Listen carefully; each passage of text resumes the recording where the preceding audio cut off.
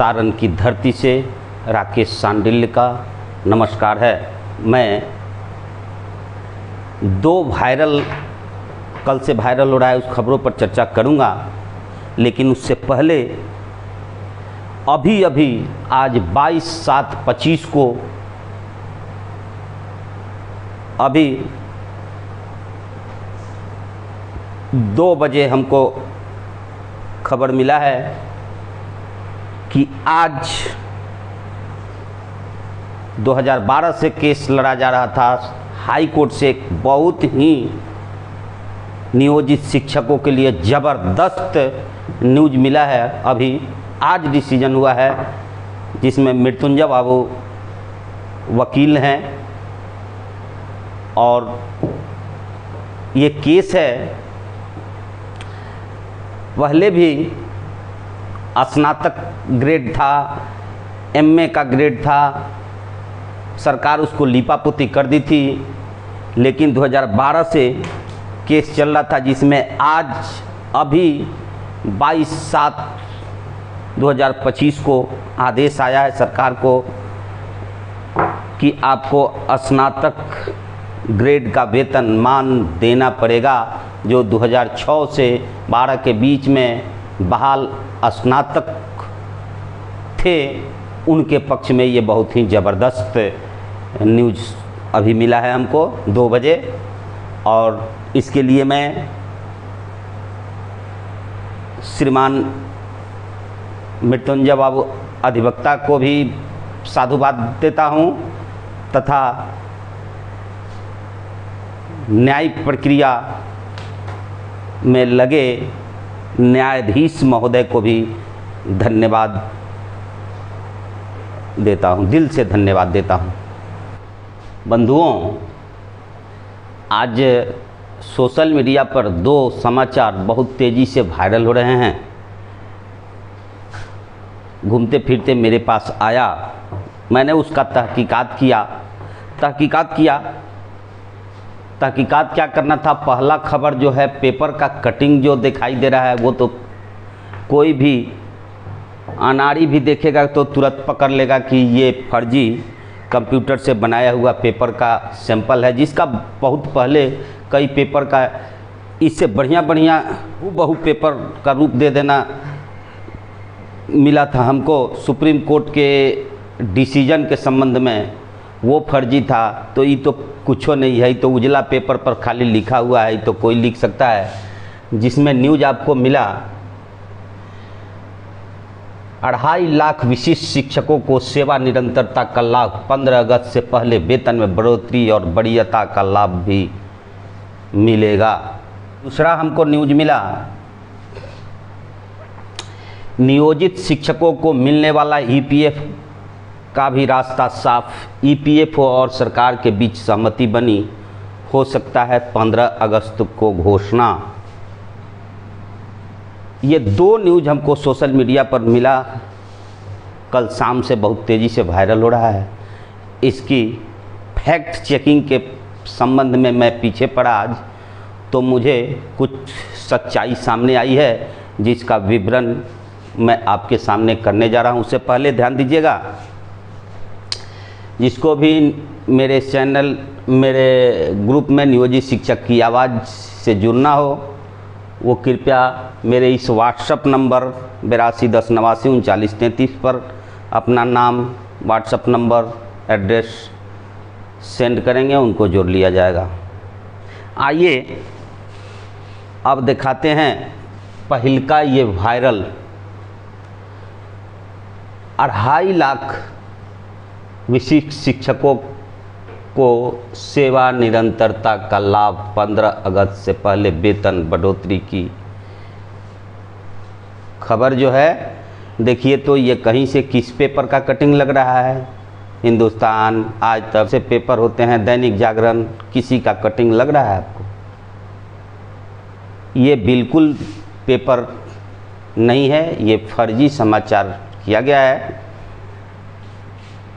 इसी को कहते हैं बंधु, मरने के बाद कफन बेच देना। बहुत हम लोग के वीडियो पर कुछ शिक्षक कमेंट करते हैं, उनको समझ में आता है कि ये लोग नियोजित के पक्षधर हैं और विशिष्ट के विरोधी हैं, जबकि ऐसा बात नहीं है। उनके सोच में फ़र्क है। आपको देखना चाहिए कि आप वास्तविकता को स्वीकारते नहीं हैं। सब आपके सामने है। आपको शुरू से ही ख्वाब दिखाया गया, तब हम लोग आवाज़ उठाने वाले नहीं थे। आपके संघ संगठन ने आपको रोका था, बिना कुछ संघ संगठन को महसूस हुए ही आपको रोक रहा था। ऐसी बात नहीं है, लेकिन आप लोग काबू में नहीं आए तो लास्ट में संघ संगठन ने भी देखा, चूँकि उनको राजनीति करना है कि एक बड़ा समूह चला गया इसमें, तो आपके साथ ही वे भी रंग गए, हाँ में हाँ मिलाने लगे। आज चाहे जो भी आश्वासन आपको दे रहा है, इस टाइप का फर्जी पेपर कर कर के आपको आश्वासन जो दे रहा है, वास्तव में वे मृग तृष्णा कहते हैं इसको, आपको आश्वासन दे रहे हैं, आपको भ्रम में डाला जा रहा है। 7 महीना से आपके साथ जो हो रहा है समझ रहे हैं, आपको सही से पेमेंट नहीं मिल रहा है। हम लोग सांच को आँच नहीं आता है, हम लोग शुरू से चिल्लाते आ रहे हैं। हमने सबसे पहले 27 जनवरी को ये आवाज़ उठाया कि आपको 25, 28, 31 और 32 से ज़्यादा कुछ नहीं मिलने वाला है। आप थोड़ा सा पीछे जाइए, आपने 2 महीना पहले देखा होगा कि यहाँ फिक्सेशन हो गया, वहाँ फिक्सेशन, वहाँ सर्विस। ये आपके साथ चीटिंग हो रहा था। जो विशिष्ट बंधु कमेंट कर रहे हैं, उनके साथ चीटिंग हो रहा है। हम लोग आपको आगाह कर रहे हैं, फिर ये एक बार चीटिंग हो रहा है। ये अखबार का कटिंग दिखा हुआ, कहीं फिक्सेशन पेमेंट मिला, कहीं नहीं मिला। निरंतरता मिला, आश्वासन दिया जा रहा था। अभी देखिए किस उहापोह में आप लोग हैं। अरे भैया, हम लोग आपके सामने निगेटिव होकर के भी आप ही का पक्ष रख रहे हैं, सरकार को उजागर कर रहे हैं, सरकार के पब्लिक के नज़र में सरकार को हम लोग नंगा कर रहे हैं। तो समझिए ना कि सिर्फ नियोजित के ही पक्ष से हम लोग नहीं बोल रहे हैं, आपकी भी अप्रत्यक्ष रूप से आवाज़ उठा रहे हैं। इसलिए कमेंट करने के पहले कुछ सोचिए कि क्या हम लोग के आवाज़ से आपके मांग को बल नहीं मिलेगा। 2 पक्ष होते हैं, एक पक्ष पॉजिटिव जो आपके मन की बात करता है, वे आपके लिए घातक होता है, लेकिन जो आपकी सच्चाई को उजागर करता है, आपकी कमियों को उजागर करता है, वास्तव में वे आपके पक्षधर होते हैं। इस चीज़ को याद रखिएगा। खैर, इसके बाद जो सोचे वो अलग चीज़ है, लेकिन हम लोग को जो है बोल रहे हैं तो बोलते रहेंगे सच्चाई। ये हम लोग सरकार के खिलाफ हैं और आपके भी पक्ष में हैं और नियोजित के भी पक्ष में है। ऐसा बात नहीं है कि आप लोग जो सोच रहे हैं कि ये नियोजित के हैं और विशिष्ट की आवाज़ नहीं उठाते हैं, विशिष्ट को जलील करते हैं। विशिष्ट को जलील नहीं करते हैं, वास्तव में सरकार को जलील करते हैं हम लोग। समझिए इस चीज़ को। अगर किन्हीं बंधु को, बहुत से तो नहीं, लेकिन कुछ लोग हैं जो दिमाग से काम नहीं लेते हैं, वे पेपर के कटिंग पर कूदने लगते हैं। कोई आकर के लाइव बोल दिया कि मिलने जा रहा है, उसी पर ढूंढने लगते हैं। सच्चाई तक जाइए। मैं विनती करता हूँ आपसे, एक बार पुनः विनती करता हूँ कि शांत मन से सोचिए कि आखिर सच्चाई क्या है। अगर किसी को शंका हो तो देखिए, मैंने परसों भी चर्चा किया था अपने वीडियो में। मैंने केंद्रीय कानून सलाहकार के साइट पर मेल कर करके अपनी कुछ सुझाव मैंने यहाँ के आपके शिक्षक नियुक्ति से संबंधित क्या मिल रहा है, क्या नहीं मिल रहा है, आपकी स्थिति और नियोजित की, आपकी नहीं सिर्फ विशिष्ट की स्थिति का चर्चा कर करके मैंने और वहाँ भेजा। उस पर सुझाव मैंने मांगा, कानूनी रूप से संवैधानिक अड़चन क्या क्या आ सकता है विशिष्ट शिक्षक को निरंतरता और वेतन संरक्षण का लाभ देने में। मैंने अपनी बात लिख करके भेजी, वहाँ से बहुत अच्छा वहाँ से रिस्पांस हमको मिला, मेरे मेल पर आया है, जिसका कॉपी कर करके मैंने अपने उस लेख को कम्युनिटी पोस्ट बना करके और यूट्यूब चैनल पर मैंने अपने डाल दिया है और फेसबुक पेज पर भी डाल दिया है। आप लोग बड़ी शांति से जाके पढ़ सकते हैं, समझ सकते हैं कि क्या वास्तव में ये संभव है। कुछ लोग मैसेज कर रहे हैं, जानते हैं क्या, कि सरकार चाह दे तो क्या नहीं हो सकता है, लेकिन सिर्फ अपने लिए। अरे विशिष्ट के नियमावली में कुछ नहीं है, जो नहीं है उसके लिए लोग पक्ष रख रहे हैं कि सरकार चाह दे तो। और ज्यों ही नियोजित के पक्ष की बात होती है कि ईपीएफओ में सुप्रीम कोर्ट से, देखिए इतना सेंस वाले लोग नहीं है कि, सॉरी सुप्रीम कोर्ट नहीं, हाई कोर्ट से डिसीजन जो हुआ था लखनलाल निषाद के में, उसमें सरकार एलपीए में गई थी, एलपीए वापस ले ली। तो एलपीए वापस ले ली का मतलब क्या हुआ कि सरकार ईपीएफ में नियुक्ति के समय से अपना अंशदान नहीं देगी? ऐसा संभव है? कानून से बढ़ करके कुछ नहीं ना है। उसको लोग मान रहे हैं कि सरकार चाहेगी तब ना, सरकार कोर्ट के बात मानेंगी तब ना, लेकिन अपने पक्ष में सरकार चाह देगी तो कुछ वो कर देगी अपने लिए। क्या तर्क है भाई? इसको सेंसलेस कहते हैं, इसको क्या कहते हैं? मेरे ख्याल से कोमा में जाना कहते हैं। आप चाहें जो समझे, उसको मैंने लगा दिया है, बढ़िया से पढ़ लीजिएगा अपने YouTube चैनल पर। मेरा YouTube चैनल है राकेश सांडिल्य सारन, सर्च कीजिएगा तो आ जाएगा। उसमें कम्युनिटी पोस्ट ऊपर में शॉर्ट वीडियो और पोस्ट रहता है। पोस्ट को खोलिएगा तो मेरा पोस्ट मिलेगा, उसमें ये पोस्ट लिखा हुआ है। और फेसबुक पर भी है, फेसबुक पेज है मेरा राकेश सांडिल्य के नाम से। वहाँ जाकर के आप उस लेख को बहुत बढ़िया से पढ़ सकते हैं, पूरे पहलू का चर्चा उसमें है। और ये भी रास्ता उसमें मैंने सुझाव दिया था कि कैसे नियोजित विशिष्ट शिक्षकों को निरंतरता मिल सकती है, इसमें क्या क्या कानूनी प्रावधान है, थोड़ा सा विस्तृत चर्चा हमको करके बताइए। तो वहाँ से आया है और पूरे रास्ता भी उसमें दिखाया गया है आपको। अगर संभव हो इतना तो आप प्रयास कीजिए, मिल जाए, हमको क्या दिक्कत है, खुशी होगी।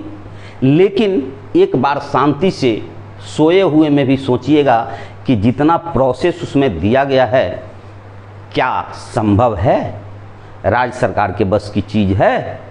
एक बार शांति से पढ़ करके उसको सोचिएगा। वो कोई बनावटी पोस्ट नहीं है, वो बिल्कुल ही लीगल संवैधानिक तथ्य है वो, कि उतना प्रोसेस ये प्रोसेस अपनाना पड़ेगा।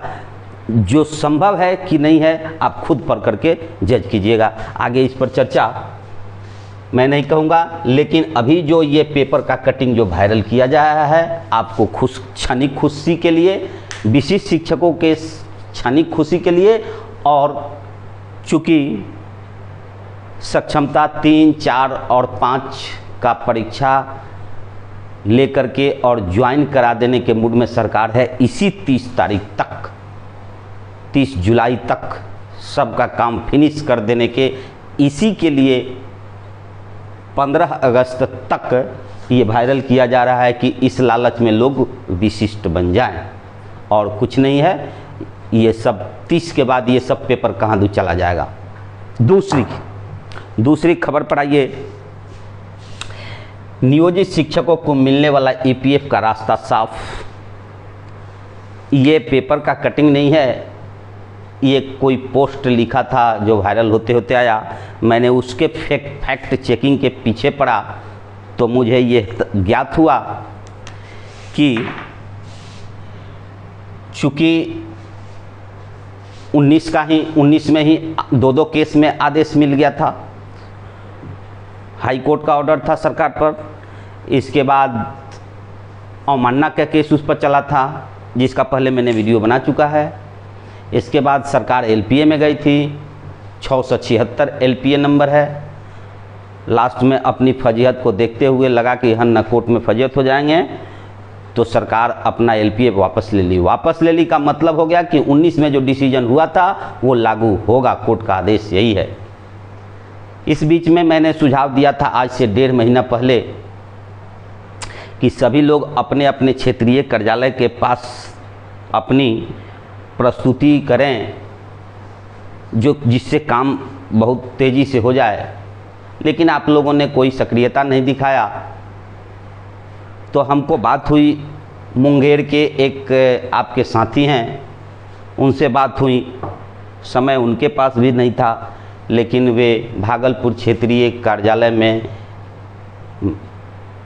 क्या कहते हैं ऑनलाइन अपना उपस्थिति दर्ज कराए। उस पर कुछ जवाब आया कि क्या आया, फिर उसके मार्गदर्शन के अनुसार पटना भी उन्होंने ईपीएफ ऑफिस पर अपना प्रस्तुति किया। उसके बाद पटना से सरकार से संपर्क ईपीएफओ ऑफिस कर चुकी है और जितना जल्दी हो सके लागू करने का दबाव बनाई हुई है, जिससे सरकार भी हरकत में है। और इस खबर को झुठलाया नहीं जा सकता है कि सरकार, चूँकि चुनाव मूड है, चुनाव का मौसम है और 30 तक जिसको भी पकड़ करके सक्षमता का परीक्षा दिलवा करके ज्वाइनिंग करा देना है, ये टारगेट 30 तक है। तो 30 का समय जो फंस जाएगा सो फंस जाएगा 30 तक, उसके बाद तो फंसने से रहा, जो बच जाएगा उसके लिए इससे अच्छा सरकार के लिए सुनहरा मौका क्या हो सकता है अपना पीठ थपथपाने के लिए, कि हालांकि सरकार अपने से कुछ नहीं दी, लेकिन कोर्ट के दबाव से ही और कमिश्नर, ईपीएफओ कमिश्नर के दबाव से ही अगर ये मन में विचार चल रहा है, तो ये मौका कौन हाथ से जाने देगा। सरकार हो सकता है कि 15 अगस्त को घोषणा कर दे कि ईपीएफओ में अपना कंट्रीब्यूशन मैं नियुक्ति के तिथि से देने जा रहा हूँ। चूँकि 30 जुलाई तक जिसको भी फंस जाना है विशिष्ट में जाकर के वो फंस जाएंगे, उसके बाद तो फंसने वाले नहीं हैं। तो जो बच जाएंगे उनके दिल को जीतने के मूड में सरकार 100% तैयारी कर चुकी है। आगे आइए, यही फैक्ट चेक हमको निकल के आया, यही खबर निकल के आया, इसकी सच्चाई में तहकीकात किया तो मेरे सामने यही आया कि सरकार अपनी पीठ थपथपाने के लिए, अपना श्रेय लेने के लिए, हालांकि सरकार का ही श्रेय है, सब ठीक है, सरकार के श्रेय को मैं क्या कहता हूँ नकार नहीं सकता। और जो सरकार अभी तक यहाँ तक सरकार लाई है नियोजित को, तो यही सरकार लाई है और आगे भी। एक बात जान लीजिए, चाहे जो जितना छटपटा ले, आगे भी यही सरकार लाएगी। इसका मतलब आप लोग समझ जाइएगा कि मैं क्या बोल रहा हूँ। आगे एक चर्चा और मैं कर देना चाहता हूँ कि यही सरकार चुनावी मूड में नहीं है।